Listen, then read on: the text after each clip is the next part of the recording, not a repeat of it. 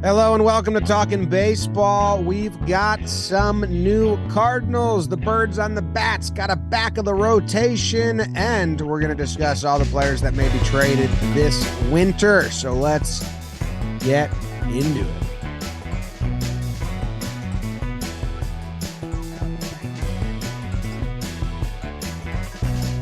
Hello and welcome to Talkin' Baseball. Thank you very much for joining us today. If you're watching on YouTube, we would be delighted if you hit like and subscribe and helped us out in that way.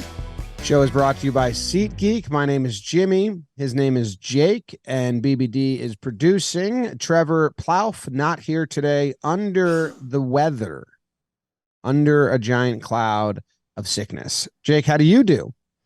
James Davis. I hope Trev's feeling better. I think he's got a case of the Irish flu. I'm doing well. City's a mess. Thanksgiving mode, full disaster. Necks, turkey necks, but people's necks are just looking up. Like the street, to walk around the streets, you think it's going to be a fist fight. It's tough, but that's what Thanksgiving's all about. So, hey, the stove is going. That's the good news. Like, we're probably going to get some sick Thanksgiving updates. We got couple vet pitchers come off the board, big reliever contract handed out.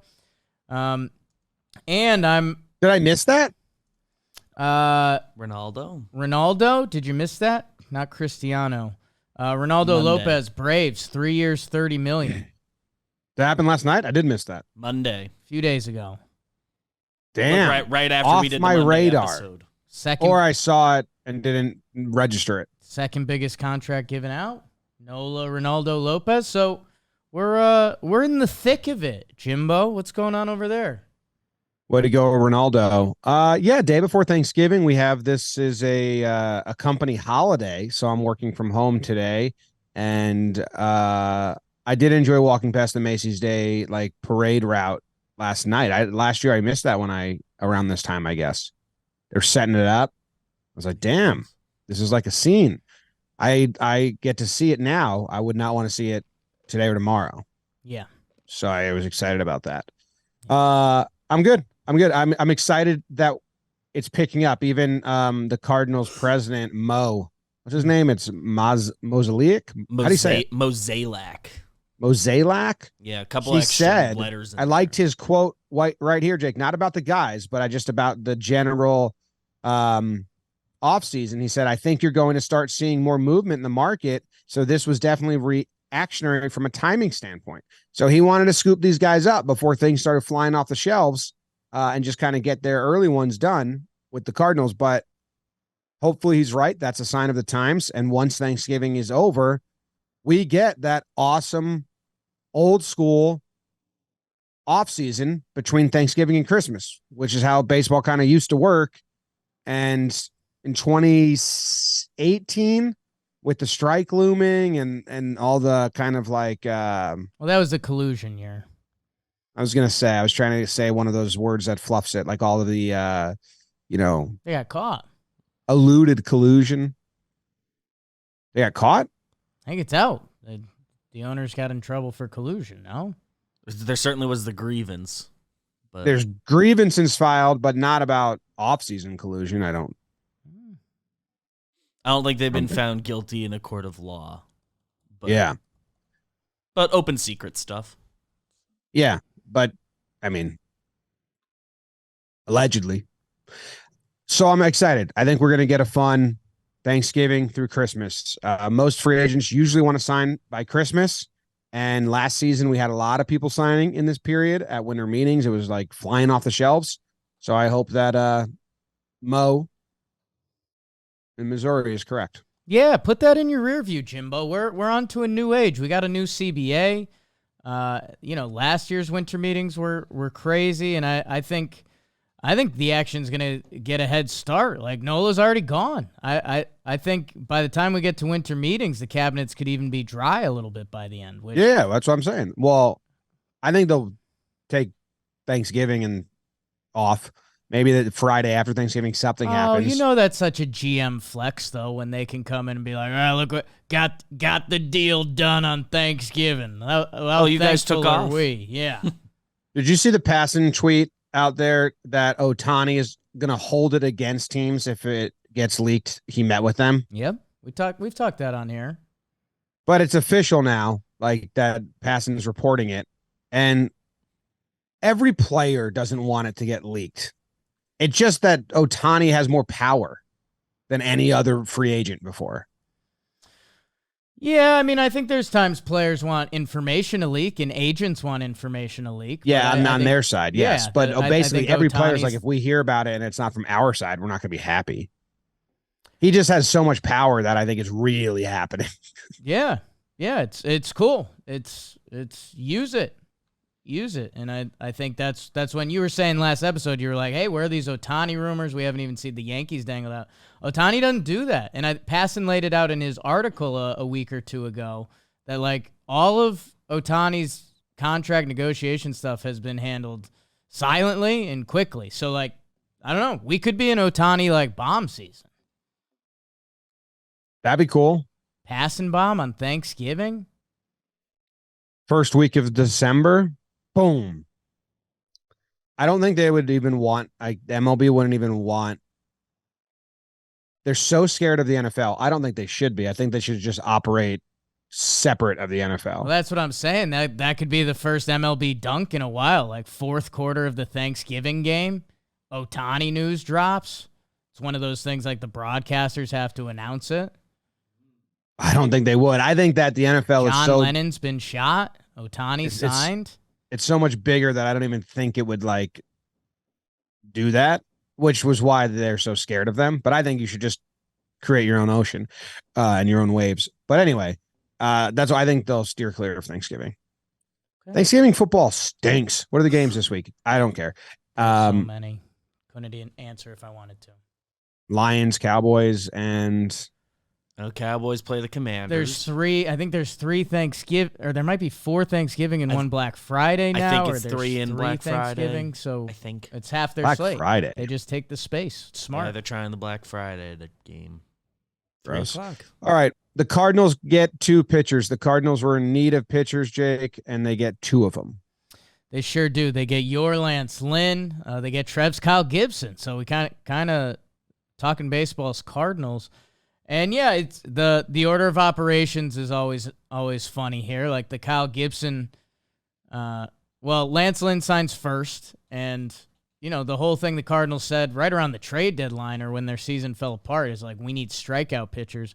Lance is actually punching more tickets than he kind of did a couple years ago, and his Dodgers numbers landed okay, but he was really bad before that. So it's what can they tap into? Eno Saris said, Lance Lynn's a prime sweeper guy. We joked about that here and on Wake and Jake that you just have to tell him it's a cutter. And so it's okay. That's a move. The Cardinals were going to need to cover a lot of innings. And then they bring in Gibby. So another veteran. He was very solid for the Orioles last year. Got a lot of wins. ERA, what was it? High fours. And Lance's was high 5. So, and both guys are 36. So in a way, not the sexiest signings, although it's two of the sexiest men in baseball. But the Cardinals had a couple things to check off this offseason. One of them is innings, and at least they've like halfway checked that box. Yeah, and Mo had some awesome quotes. If I was a Cardinals fan, actually, if you're a Cardinals fan, like I really want to know how you feel because I know how I would feel about this before the team talks, and then the team talks and they say the things I would want them to say, but I don't know how trusting you can be as a Cardinals fan because I'm not familiar with the front office. But he had a pretty transparent phone call with The Athletic, so you can read more of these quotes. Katie Wu wrote an article for The Athletic, but I did like the one where he said the purpose of signing Gibson and Lynn was three-pronged.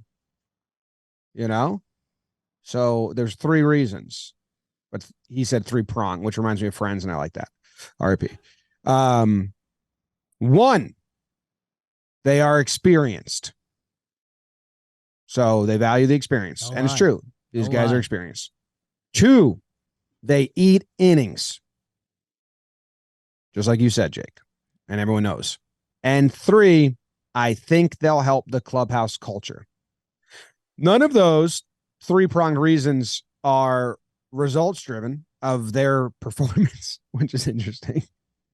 You would want one of the innings, sure, but you can eat innings and not deliver right. But you've been on a big innings kick. I mean, throughout baseball in this offseason. These two signings will be judged by the rest of the Cardinals offseason. That's how I would view it as I'm a Cardinals fan, because he said it's not the first. These are the first steps. We need more. If you go out and get a Blake Snell, Sonny Gray, Yamamoto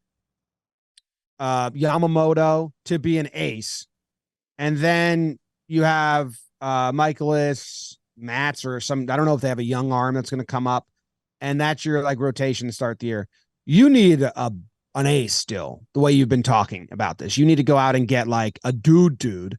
So if they do that, I kind of like these. The order of operations always makes you very suspect as a fan. The Yankees have pulled this on us a lot. We're like, nah, that's the guy before the guy, and then they never sign someone else. And we're like, what? So he's the guy? And I think that's where I was on Reddit reading the Cardinals subreddit a little bit. And that seems to be where they stand. And some people are happy. Mo came out and said this was the first step, and others are very cynical of it. Yeah, there's a funny tweet going around yesterday from a Cardinals fan, retweeted that as well, that they Notes app, they listed out basically all the free agent starting pitchers. The categories are tears of joy, amazing, great, good but not ace, a good 3 or 4, open to it, no thanks, not watching a single start, and 2 of the guys on not watching a single start were Gibson and Lynn. So that was kind of one of the initial just kind of Cardinal spoof reactions. But yeah, this is, they needed arms. And I love what they did, because they didn't leave themselves with a chance to get as hurt at the altar. Like I think their new approach is, we need a 1. We've been talking about a Cardinals trade with their position players for 2 years now. So are they going to cash in some chips for Corbin Burnes or Glasnow, or Dylan Cease, or free agency? I think what they've done with this move is they've allowed themselves to play the free agent offseason game, that they're not sitting there going, oh my God, we have to make the move now. Like, you've got your reserves. Now see which one falls to you. Does Snell's market fall out and he's looking for a home, and you can get a Cy Young winner on a cheaper price than you thought? Or do one of the trade candidates, do the Brewers, do the Tampa Bay Rays, do they like what you have to offer more than other teams, that now you can play that game and not have your hand forced? So I really like that part for the Cardinals. It has to happen. Yeah, I like the part of the culture as well. I think Gibby has been great at this. I mean, he's kind of left a wake of good clubhouses now, leaving Texas, and they go on to in their, like, he was with them in their retooling years, and they go on to win the World Series. And some Texas fans in our comment section were speaking very highly of him, or maybe it was on Reddit. They were saying like, hey, let's not forget what Gibby did for us in those years, just like as a, culture carrier and stability in the clubhouse. And then he goes to the Phillies, not a major part of it, but a winning culture there. And I don't know if he's has a big hand in this or not, but and then the Orioles, and they develop a winning culture. And he's talked about like that. And he's a 11-year MLB player now. So I don't know. Trevor talks highly of him, but I like that bullet point. I think it's important. And he can also eat innings. He led the majors in starts and in starts last year. So I do like that. But they need to be like the 3-4 or the 3-4, I guess.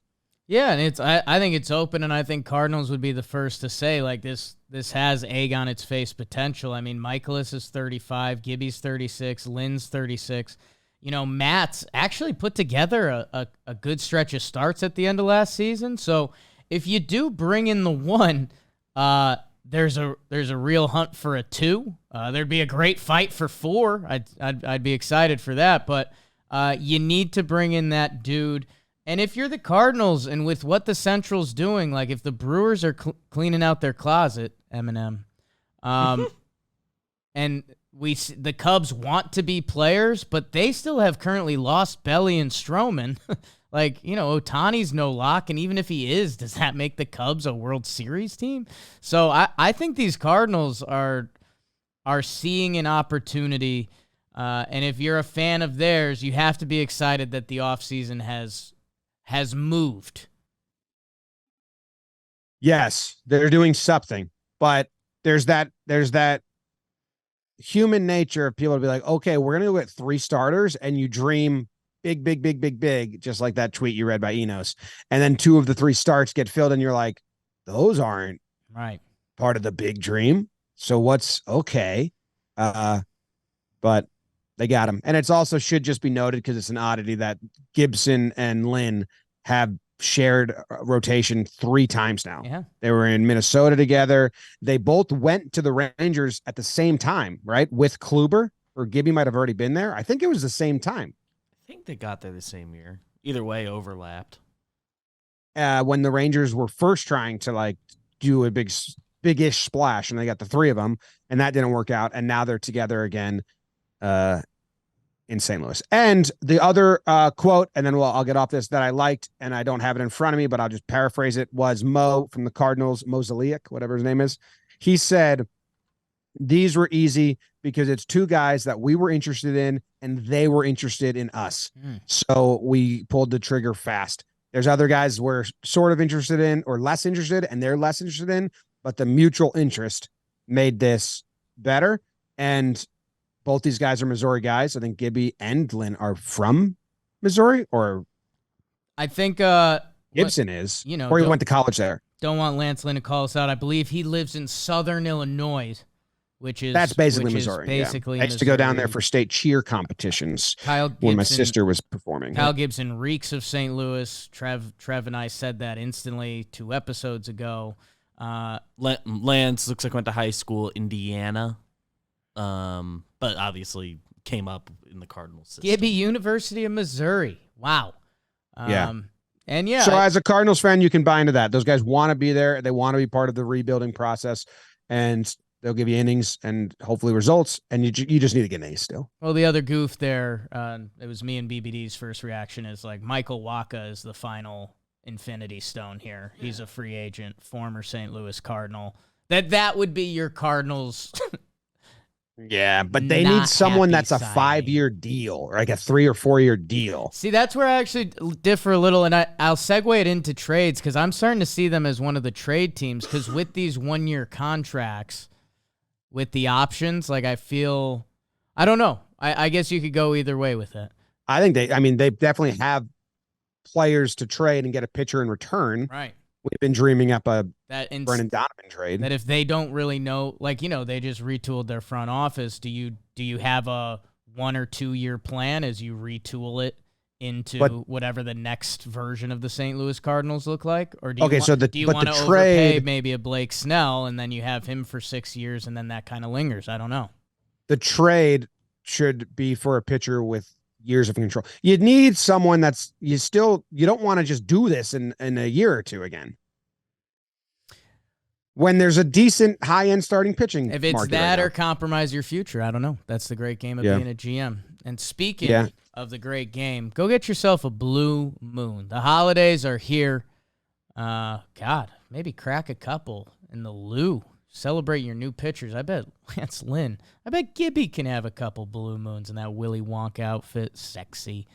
The white Belgian-style wheat ale is made brighter, especially for the holidays. And they've got some options. They're light sky with real tangerine peel taste in there. Had those floating around during the playoff season. The Moon Haze, if you like that juicy burst of flavor. You now have options with Blue Moon, and you have even more options to get it delivered. So go check out get.bluemoonbeer.com/baseball. Delivery options there. That's get.bluemoonbeer.com/baseball.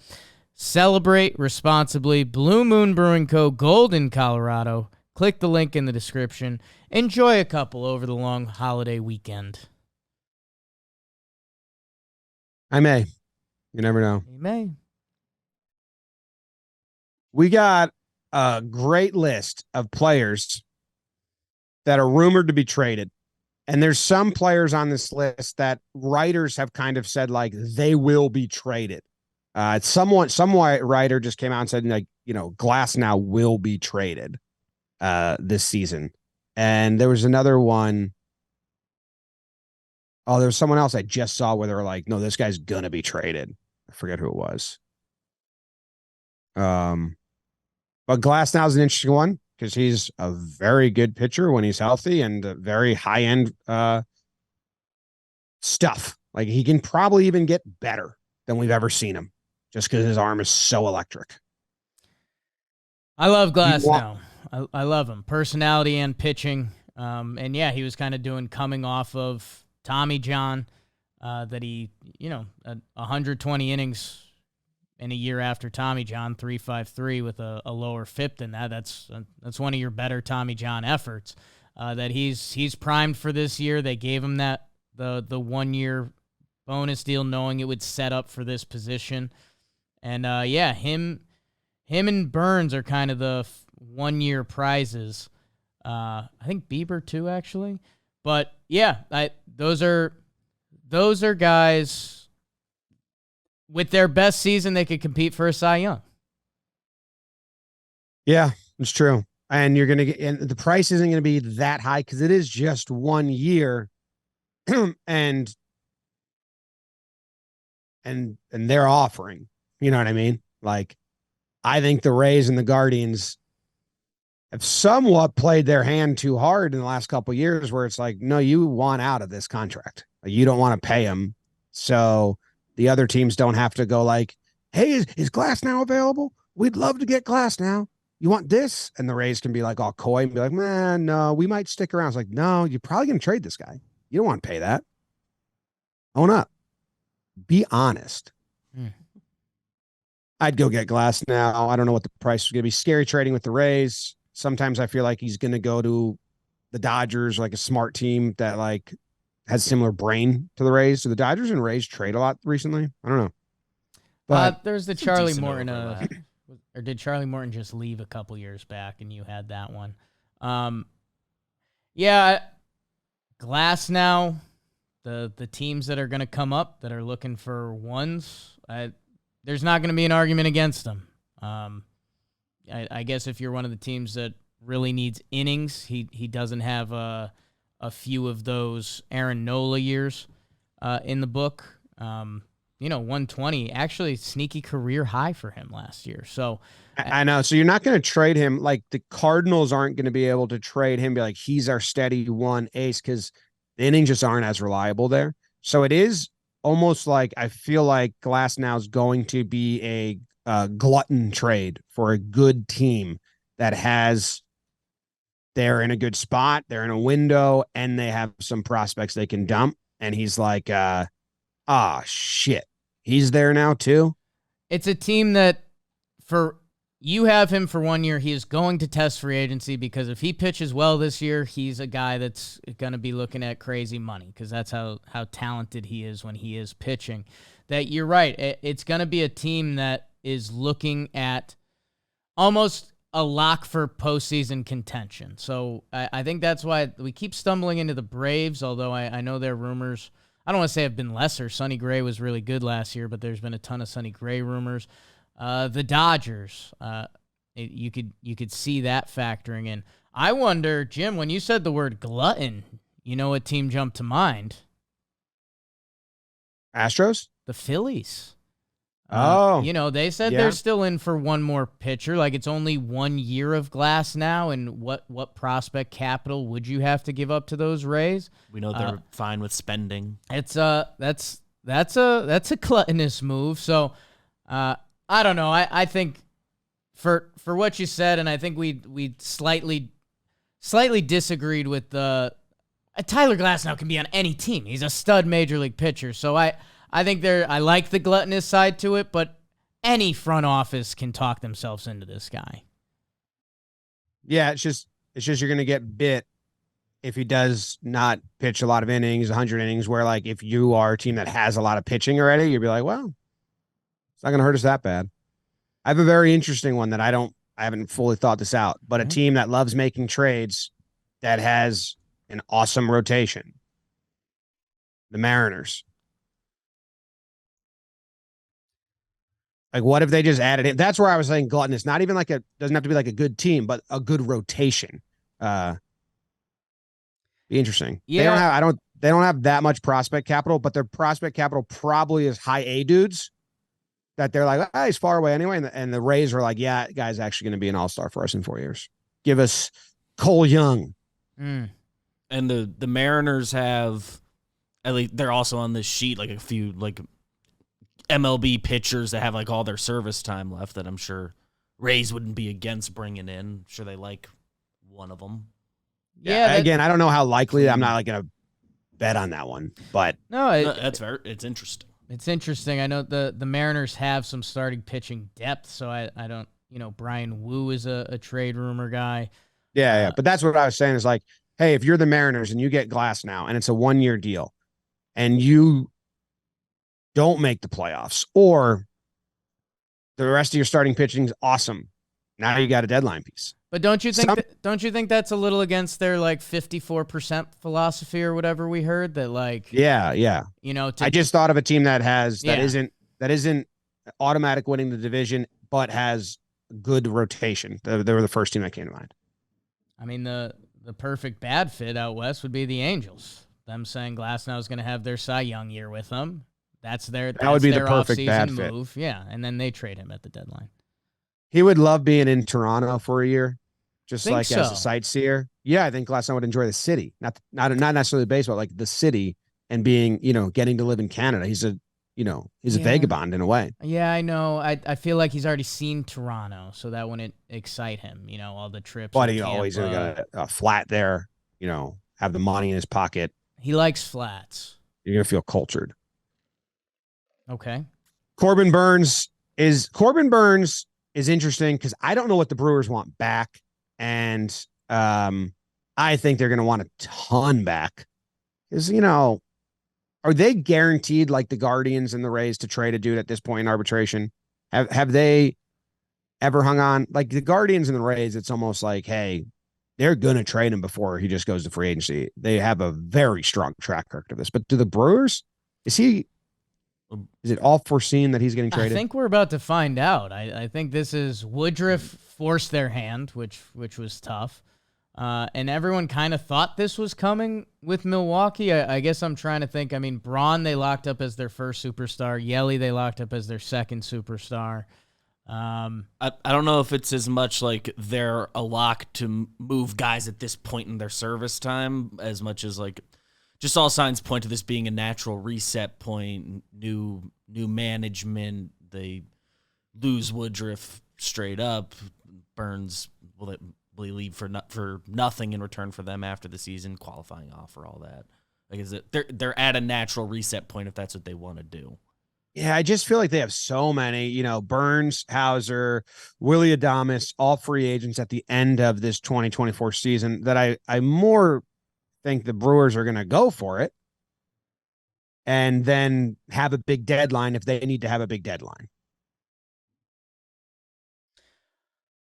I think they're open to offers. I think with 1 year of Corbin Burnes, $15 million, so $10 million cheaper than Glasnow. With has a Cy Young in the bag, has a lot more good major league innings under his belt. That if the right offer is there, the Brewers operate differently. They are, if we were making buckets of teams, I don't know, Brewers, Diamondbacks, the Rays, if they were willing to spend just a little bit of money, like, I don't know, like what Milwaukee is going to go into next season thinking they're winning the NL Central. And I think that could be without or with Corbin Burnes. Like, if they do a trade, there will be an MLB impactful piece in that trade if Corbin Burnes is heading out. Interesting. Yeah, I guess so. If I'm them, keep them. And then if you have a bad season, then you have a lot. And then you can do this. You can trade Willy Adames. You can trade Hauser. You can trade Burnes. You can trade Devin Williams. And you'll get deadline packages for him. But if you want to win the division, and I understand what you're saying, that you think they have the confidence in themselves and they're like smarts to be like, we can still do it without him. I would just keep him. Yeah, I think they will flush out all options. Their lineup is so young now. It's so young, and we waited for them for years to either make the Justin Turner move or that move. Like, I don't think any of us think that is coming, especially after the council like letting him walk decision. So I don't know. I like the way you're phrasing it, because it has been a little bit like, well, Burnes will be traded. I think Milwaukee's going to feel it out, and they're going to do what's best for the Milwaukee Brewers over a 3-year period, and that might not be trading Corbin Burnes this offseason, but it also could. Yeah. But that brings me to the Guardians, where it's more likely that they will trade Bieber. They have a track record of trading guys before they get to this part of their career. And they also are fun to trade with, because they're not like the Rays, where they're going to scour your high A or double A and make sure they really hurt you in 5 years and go get a Randy Arozarena or a I don't know, Glasnow, other players that this has happened a ton with. And they kind of just want MLB ready talent just to keep status quo going. And have they ever won a trade besides Clase?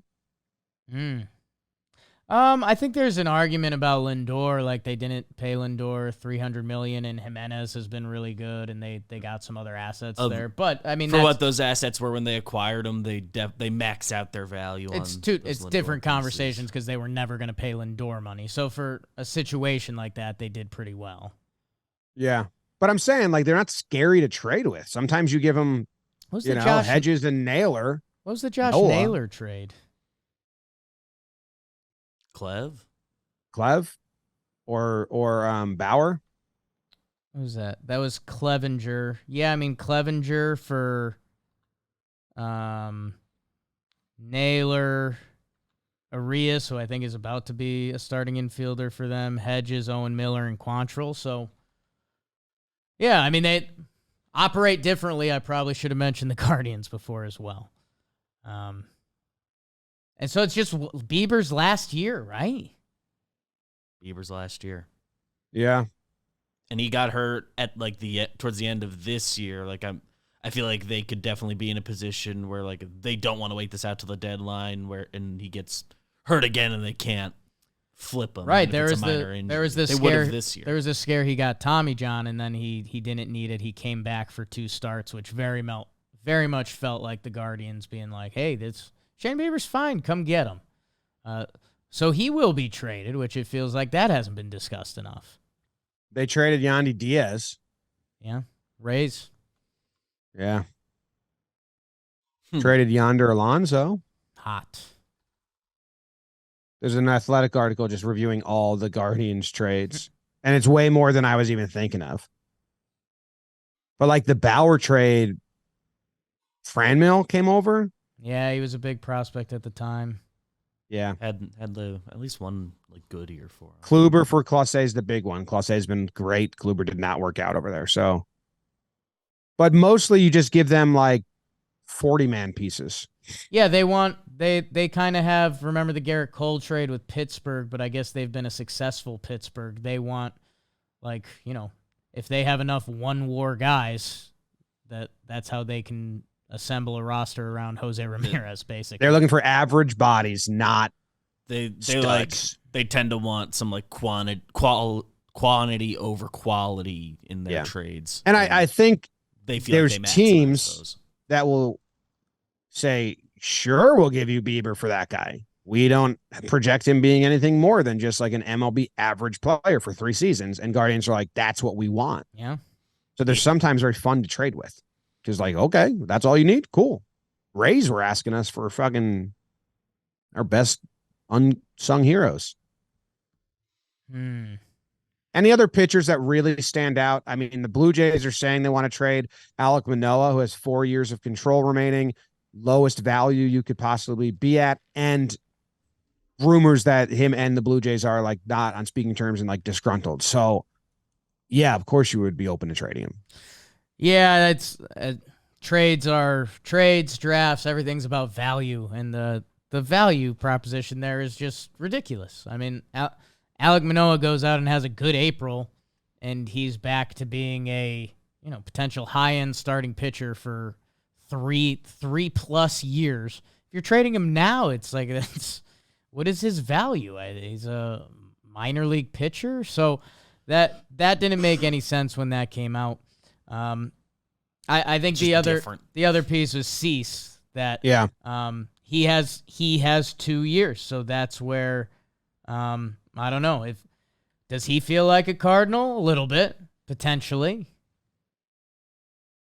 Yeah, that'd be an interesting one. And that's their strikeout guy, right? They were looking for innings. They got 2 meaty innings guys, and then they go and get the strikeout guy. Do the White Sox want what the Cardinals have to offer? Because the Cardinals have a lot of MLB ready guys, positionally bats, and the White Sox are kind of saying we're dumping everything. White Sox don't. I don't know the they Cardinals want. farm system. What? White Sox don't know what they want. It's true. That's true. Cease is the other guy. Burnes, Glasnow, Cease, Bieber, that impact arms that might get traded. Do you think it's kind of team by team for those guys, need wise? Like I'm not saying like rank them because it depends on what you're trading and that kind of thing. But I don't know. I guess I'm in an ice cream flavor world. What are your preferences here? I think it depends what you already have in your rotation for sure. Like if you need a 1, right? I would choose Burnes over Glasnow. But if you love your 1-2 and you think Glasnow can come in and just compete and you have a top 3, that's awesome when he's there. But if he doesn't deliver, it's not going to kill the front of your rotation. I would go with Glasnow. So like if I'm the Yankees, I'd be interested in Glasnow at a lesser value than Burnes, but it depends on what they're requiring you to give up. So they're very interesting. Yeah, Glasnow Burnes, feels like it could be Burnes like is going a to Death pitch. Star move. Yeah, interesting. And then Bieber's interesting too because actually I don't know what his numbers are the last couple of years, but I remember feeling like he wasn't. You always think it's worse than it is with Bieber. I don't know what that is. Or no, I'm with you. Like last year, Bieber was really good, and he didn't feel like that. He was 31 starts at 2.88. So I don't know. I do think there's a little bit Yankee fan bad sampling with Bieber. Oh, he got injured. So he got injured after he only pitched 2 games in the back half of the season. So maybe that hurts a little bit, or that lessens. I don't know where he's at. I don't know what that injury was, but yeah, it seemed like he was trending down from where he was when he was winning the Cy Youngs and being like unstoppable, but he got hurt. And I just think I haven't seen him a lot. Yeah.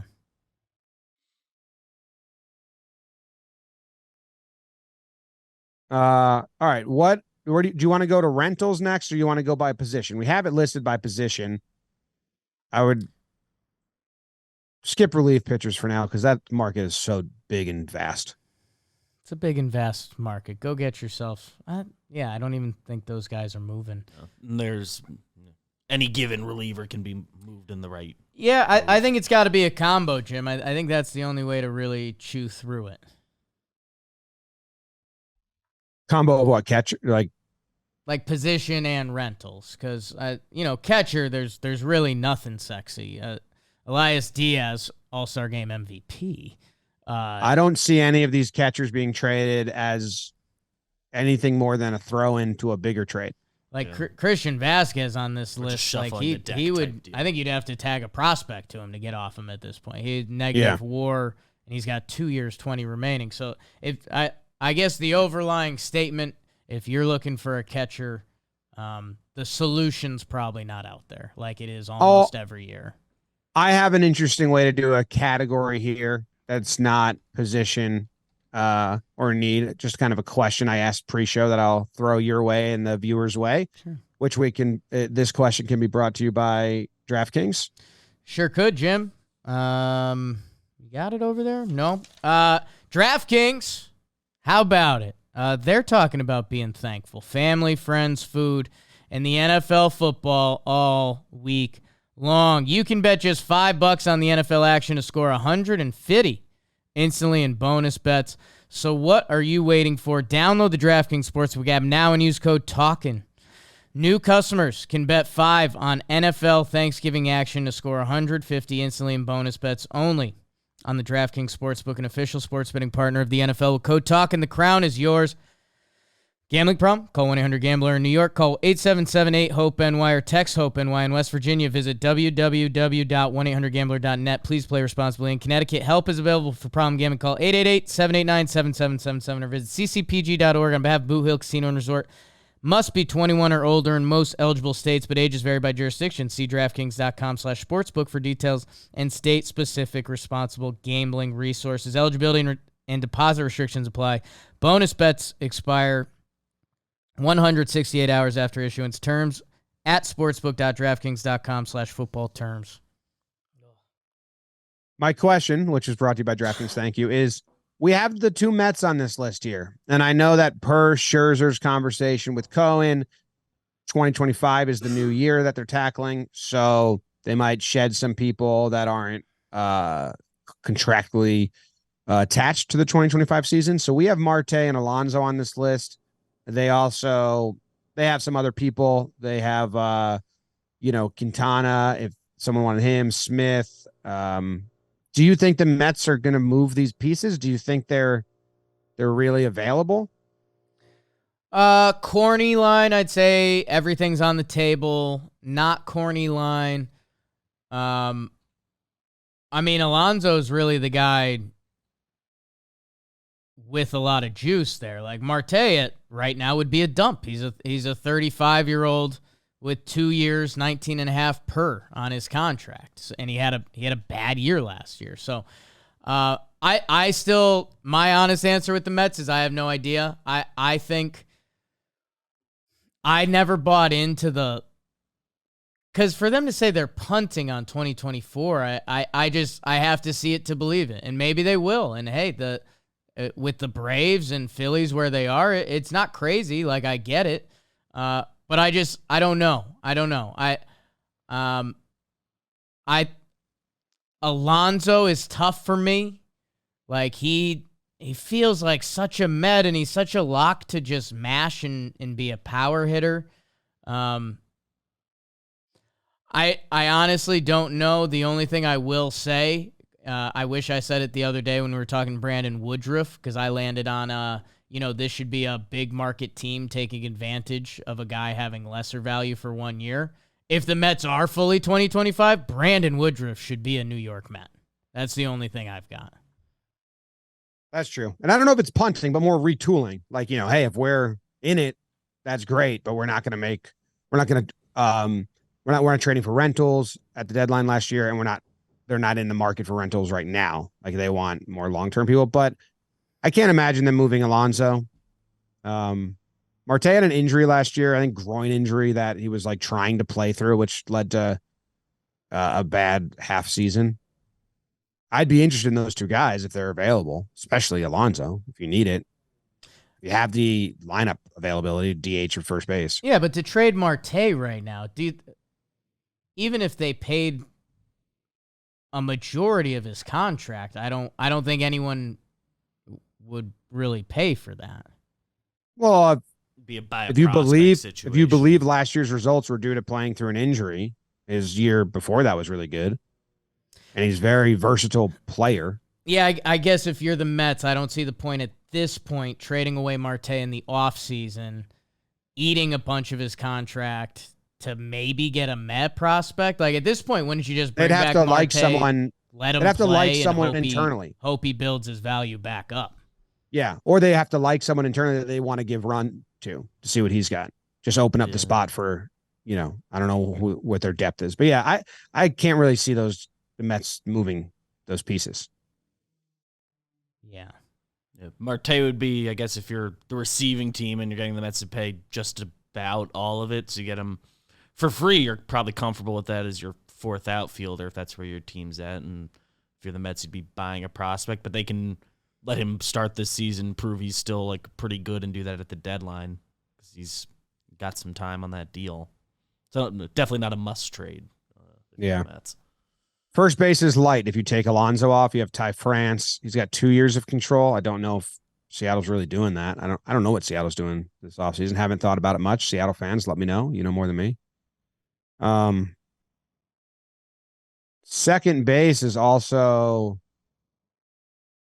No, second's kind of the spot, man. Gleyber Torres is available from the Yankees. That's a 1-year rental. Jonathan India, 3 years. Red Sox rumored to be talking about that. His hair, it makes sense. Jorge Polanco, he has 1 year with a team option. He's always in trade rumors. Brandon Drury makes the second baseman list as also an infielder list. This is a position that especially compared to others, there's options here that I think are going to be moved this offseason. What's interesting to me about this group of guys too is like all the teams that currently have those guys don't feel like they like have to move them. So it's like it would be like I think some of them will be, but like it would be real trades, you know. Well, that's where I think you could tell me none of these 5 guys we have on the list here: Hassan Kim, Gleyber Torres, Jonathan India, Polanco, Drury. You could tell me none of them get traded. Or you could tell me 3 of them get traded, and I think all on the both table. are equal. I actually lean more towards 0. I'd probably put the highest bet on one of them, and then the second bet would be 2 of them, and then the third would be 0. The DraftKings odds. Yeah. Yeah, Hassan Kim doesn't make any sense to me. Like, they need to shed money, and he was their best player last year. And he's not expensive. He wouldn't be shedding a like crazy difference-making amount of money. We've been swimming in Gleyber rumors. Jonathan India, I think they want it to happen this year and pretty much will happen this offseason. He's the one. India's the guy. Yeah, that's why I agree with. Like, if makes sense. They got other players. He already was getting moved around a little, or they're talking about it at the trade deadline in a way. And they're going to get offers. So like Biebs is saying, you're going to get a return here. It's going to be a fun one to like dissect. So I agree. India's my favorite there. Gleyber, coin flip, no idea. But I actually really think no. But been out there. And Drury, I guess. I don't know. 803 OPS from Drury last year. Killer. Third base.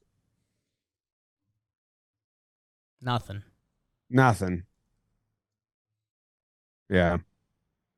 And shortstop, you have Willy Adames. And that's kind of the Brewers' question. Like, if they trade Burnes, then they're going to get calls on Adames. And if they find value they like, they'll do it. He likes sitting in Milwaukee. Jorge Mateo from Baltimore. I feel like they're going to keep him. He's cheap shortstop that has a pretty high upside. It's just really good insurance, and he can run the base as well. I think for another year they probably keep him on the roster. Adames, Brewers question, value not extremely high. He had kind of a bizarre year last year. If they start unloading, I would say yeah, absolutely, but don't know their plan. All right, so if you go to the corner outfield market, you have 2 guys that have been guaranteed to be moved before the offseason ends, and Verdugo is the other one I was searching for at the top of the show that was recent, where we had a reporter come out and say, like, he's getting traded. I forget who said that, but it was their opinion. And then we also had all the reporters said about Soto. So those are the 2 corner outfielders on this list that have 1 year left on their deal that reporters are being like, these guys are getting moved. The other on this list is Anthony Santander for Baltimore. Again, I think he's a real big figure in what they're doing over there. And if they want to keep keep things going. Like, I don't see them moving him. I see them kind of like adding smartly, not removing from the MLB roster. And we also have Nick Castellanos on the Phillies listed, who was rumored, and then I feel like they unrumored it. They came out and said no, and then it came out and said no, but maybe. I don't. It's been a lot, but I don't know why they'd trade him. Never really added up to me. I mean, again, I'm always open to a Dombrowski master plan, so if something happens, great. Soto, I mean, Soto's the guy. He's been the guy from the deadline a couple years ago. He's Juan Soto. He's one of the best young hitters in MLB history. I do think he will be traded. I think the Padres have a salary situation and a roster and depth situation that needs to be addressed, and Juan Soto's the easiest path to doing that. There are some other outs. Padres fans, I know you guys have looked at every option, but Juan Soto should be traded this offseason. Santander makes no sense. He has 1 year left on his deal. Go look at his numbers the past couple years, as solid and consistent as you'll get. A switch hitter in the middle of that lineup for what Baltimore's doing to move him now when he has 1 year left on his deal. And what's your worst case scenario? Like, if he's good again, you give him the qualifying offer, and you end up getting a draft pick, and you're the Orioles, and that's how you operate. Like, that makes no sense to me. Castellanos makes no sense.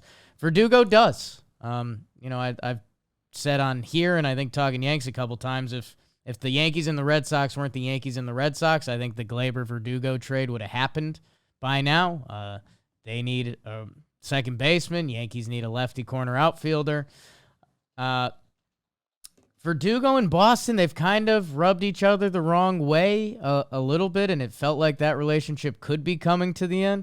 But the other beautiful thing about Boston is sometimes like those relationships happen, and I could see Alex Verdugo having a massive year and him being like the heart and soul of the Red Sox next year. Like, that's kind of a Boston storyline. So Kepler's been on every trade rumor the past decade. Manny Margot, not into it. Tyler O'Neill, will St. Louis ever trade depth? Yeah, depends if they land an ace or not.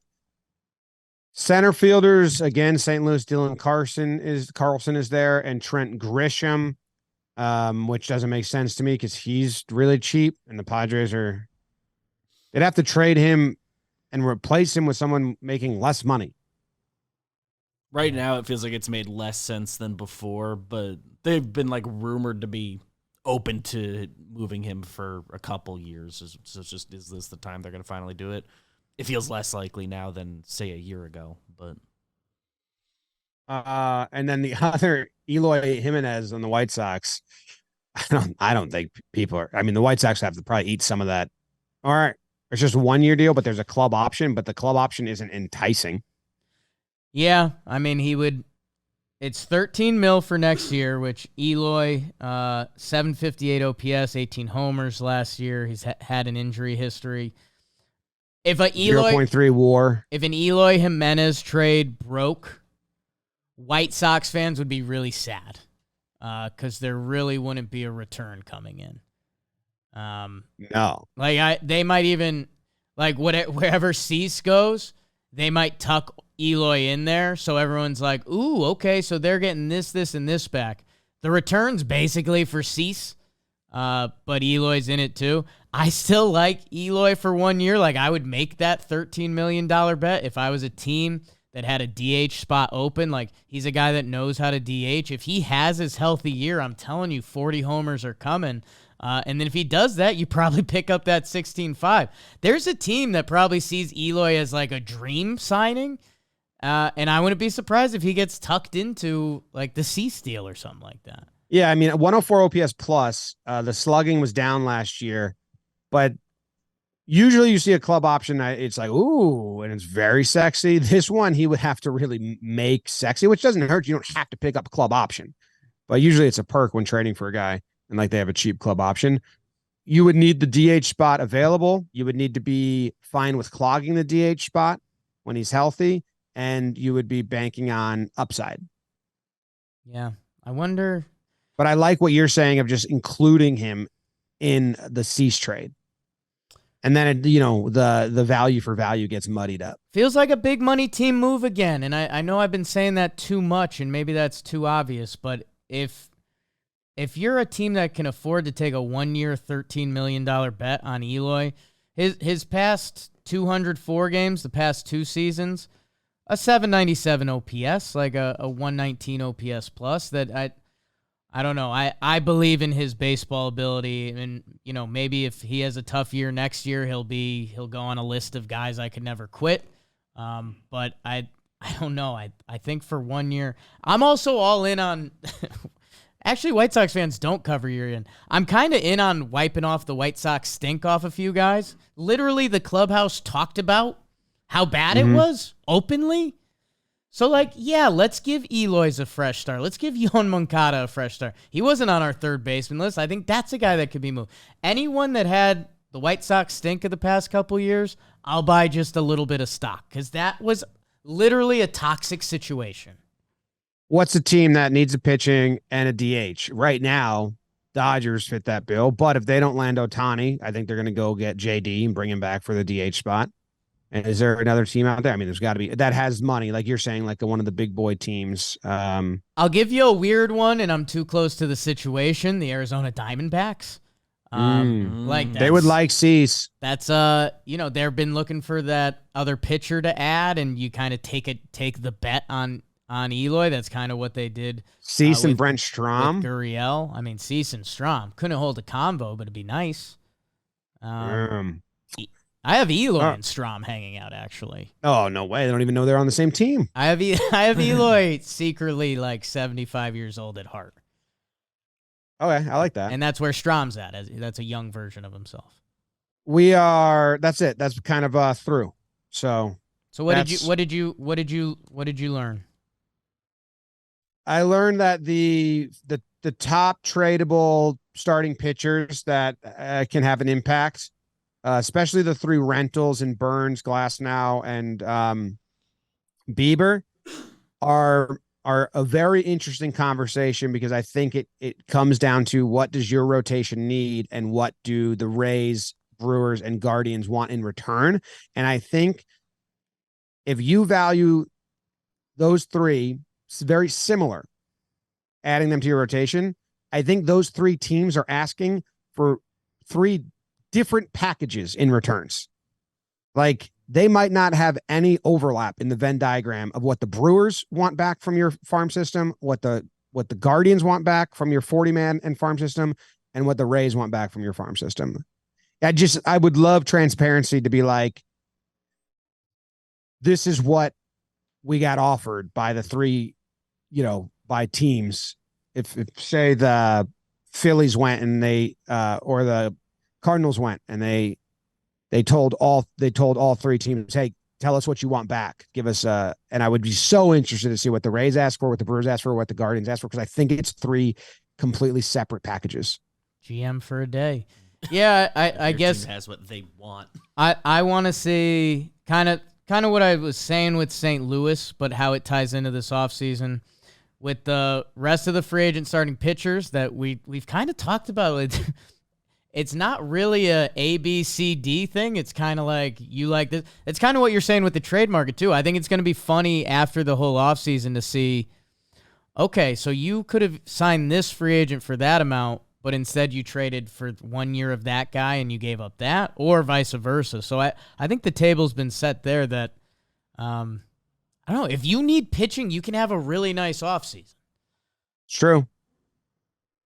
It's you. And it starts with getting Gibby and Lynn. Yamamoto's 15 teams have reached out to him, so boom. Wow. Bang. Bang. Spencer Turnbull argued and won a court case. Okay. And a Korean pitcher named Woo Suk Go has been posted. Jake sucks. Sounds like Jake in the bedroom. Woo Suk Go? It's a relief pitcher named Woo Suk Go.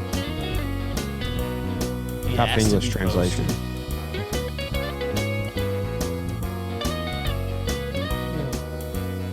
Congrats to Zach Britton. Great career. The Gibby of relief pitchers, but had a really, really, really ace seasons.